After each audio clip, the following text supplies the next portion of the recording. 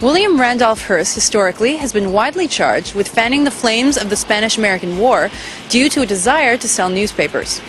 Hi, I'm Rebecca Brayton and welcome to WatchMojo.com, and today we'll be considering why this may be a misconception. Generally, it's believed that Hearst wanted America to fight Spain over Cuba because he wanted to sell newspapers. He just had no higher purpose than running up his circulation, making more money. That's the story as it's told. What was going on at the time? Spain was in possession of Cuba, and Spain had money problems, so it was squeezing its colony in Cuba for all it was worth and trying to get more money out of sugarcane and everything else that was going on there. Cuban people rebelled against Spain. They didn't want to be squeezed. Hearst looked at this and said, you know, America was born in a revolution against the British Empire when the British Empire started squeezing the colonies in the U.S. You know, we sympathize philosophically, politically with the Cuban people, so he was supporting them from the start. Spain starts losing its fight to put down the rebellion in Cuba and starts resorting to harsher and harsher measures to try and put it down, including rounding up all of the civilians in the countryside and putting them effectively into concentration camps, 400,000 people on an island of 1.6 million.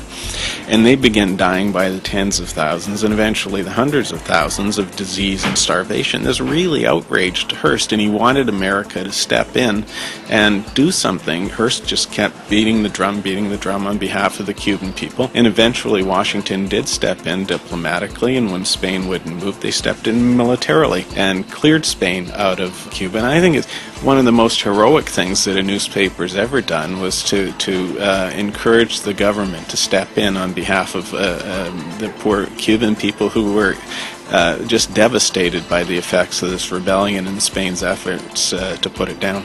And what about that infamous quote I know most people have heard? Yes, well, Hearst, during the Spanish-American War, sends Frederick Remington, the illustrator, to Cuba to do some work. Remington writes to Hearst at some point, purportedly, wires him saying, there's nothing going on here, I want to come home. And Hearst is alleged to have said, you furnish the pictures and I'll furnish the war. Nobody's ever found this telegram. We're not sure it ever existed, and if it did exist, it probably didn't mean what people have taken it to mean, that Hearst thought he could just whip up a war in 6 weeks. Hearst was a lot shrewder than that, and at the particular time he's alleged to have sent it, they were a long ways, Washington, from intervening. A lot's been made out of it because people have this sort of outsized picture of Hearst as this big, cynical monster with amazing influence and power who could do something so outrageous as just start a war in order to fit his illustrator's time schedule. But